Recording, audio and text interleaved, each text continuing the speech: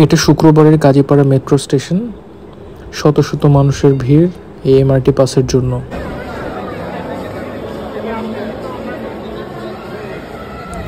দীর্ঘ লাইন পেরিয়ে টিকিট কাটা তো শেষ, এখন স্টেশনে ট্রেনে উঠতে যাব।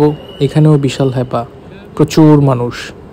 শুক্রবার সবাই বাচ্চা কাচ্চা ফ্যামিলি সহ মেট্রো রেলে উঠছে, এই জন্যই আসলে এত ভিড়। এবার আসল কথায় আসি।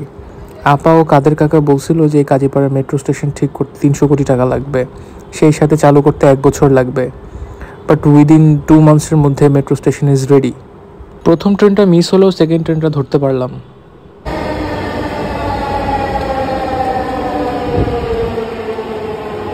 একই কাণ্ড, ঢাকা ভার্সিটির পর ট্রেন দেখি একদম ফাঁকা, এখন সিটও পেয়ে গেলাম। অফিস টাইমে মেট্রো রেলে তো একদম চ্যাপ্টা হয়ে যায়, তাই এই দৃশ্য দেখে আসলে খুব অবাক লাগছে। তাই ট্রেনে বসার বিরল দৃশ্যটিও ধারণ করে রাখলাম। ট্রেনটির গন্তব্যস্থল